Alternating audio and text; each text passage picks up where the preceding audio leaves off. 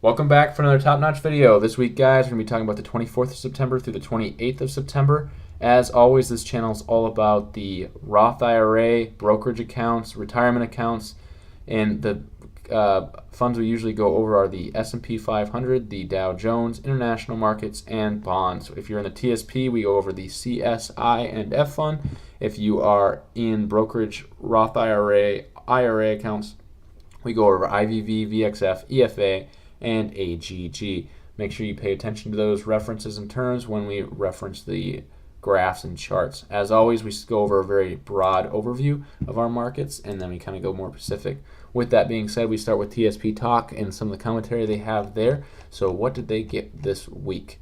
This week we had the S&P 500 move down slightly. It was an up week, but we are moving towards their trend line of where they had set, which means it could possibly move up in the future. So just keep that in mind. When we look at a more in-depth analysis, we'll show you kind of where we think the S&P 500 is, or the C fund. That being said, let's go into the Dow Jones. With the Dow Jones, we saw that hit the very bottom of its trend line with TSP Talk. And again, these charts can be found on TSP Talk website. A guy named Tom does a commentary there. But the trend line looks like it's coming to an end here at the very, very bottom. And typically is where you want to buy is on the bottom and not the top, so just keep that in mind. With EFA, we are above our 200-day moving average, starting to struggle here, so just keep that. So just understand that.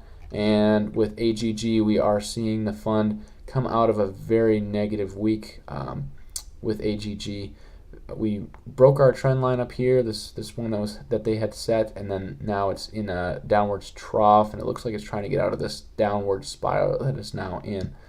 That being said, let's go into the weekly percentages. As you can see, down week for most of the funds, C, S, and I, but overall we had a positive month. We had the S fund gain, the C fund gain over 0.5%. We had the S fund lose a lot, and then the I fund there with almost 1% gain for the month. This also ends the quarter, so this is the end of third quarter. Keep that in mind. One thing, the reason we have this channel is I'll show you guys that for the majority of the year we've been in the S fund. We moved funds out on the 28th of August and moved them back in the 26th of September. With that, we would have lost a whole 1.5% if we were in the S fund, and instead we ended up gaining a little bit in the G fund for a total of about percentage of 1.75%, a little more than that, 1.80% gained for the month of, well, what we would have lost versus what we would have gained. Overall for the month, we did end up gaining about 0.41% for the month, so that's pretty good. And just keep in mind that we are ahead of all TSP funds for the year, sitting at 12.75%, whereas our TSP funds are sitting a little at, our best funds are sitting at 10.5% and a little more than 10.5% for the year. So we are way ahead of the TSP funds. We'll show you kind of where we're allocated, what we're going to allocate to stay ahead of those funds in fourth quarter. That being said, let's get into more specific charts. So with IVV or the C fund, they drew their trend lines a little bit differently. As you can see, this is where the trend lines are for the blue and the pink lines. We are coming up against our 20-day moving average, and we are seeing this chart kind of in the middle with some indecision. If we look at it with the stockcharts.com chart, we can see that IVV is slowly coming out of its weekly, coming down off its weekly top, so keep that in mind. Now we did have a fake out fund here early in July after we had this down week, and we could possibly see that again. The blue line is still definitely above the red line, and as of right now we are ahead of this fund, so we're not super concerned with it. On our 2-day chart, we are starting to see that diverge a little bit. The blue line is starting to come off of that red line. We have not seen that for a very, very long time, since all the way back in February where we had our correction. So just keep that in mind as well moving forward. I'm sorry, that was in July. Our next chart is IVV or the S fund. As you can see, we had a breakdown here, still trying to hold above that 50-day moving average. We don't know where that could go though if it breaks down any farther.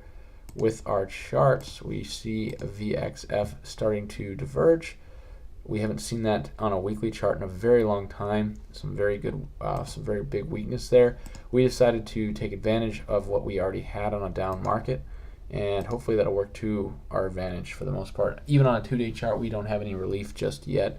Usually we would stay out of this fund, but we're going to kind of go over our strategy towards the end of this video.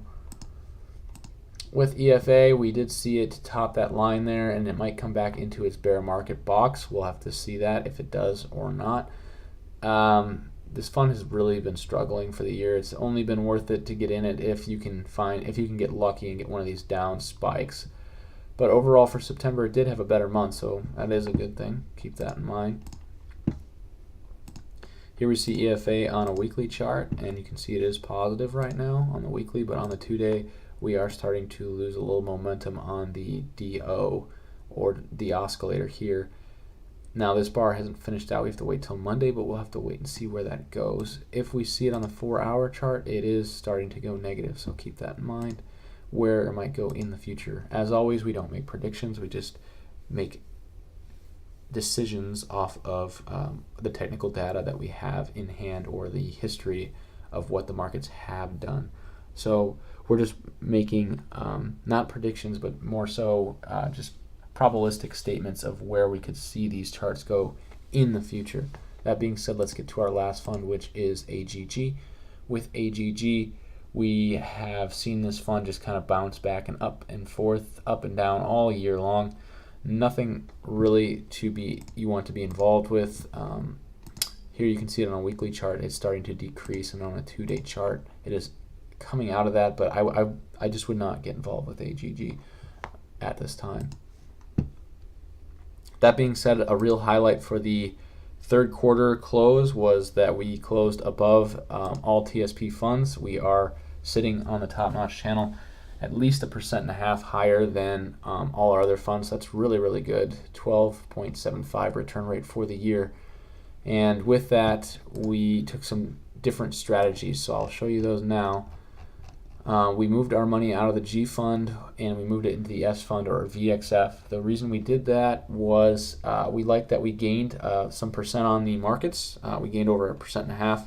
Usually you're always looking to gain percent or 1.5% to 2%. We did a very well gain here. If markets continue to decline, we'll still be ahead of markets. So that's one of the primary reasons that we are interested in keeping it in the S fund. And for the top-notch channel, we are going to be a little more distant for the fourth quarter. We are going to be moving. So that being said, we won't have our eye just on the markets as closely as we usually do. So my comment for you guys is, what do you think? How do you feel like Top Notch has been doing this year? And just love to hear your comments or concerns. You can write those all below. Please like, subscribe, or share the channel. And we'll see you guys next time, whenever that may be. It might be mid-fourth quarter or towards the end of fourth quarter. Again, thanks you so much for your guys' time and support, and we'll see you guys next time.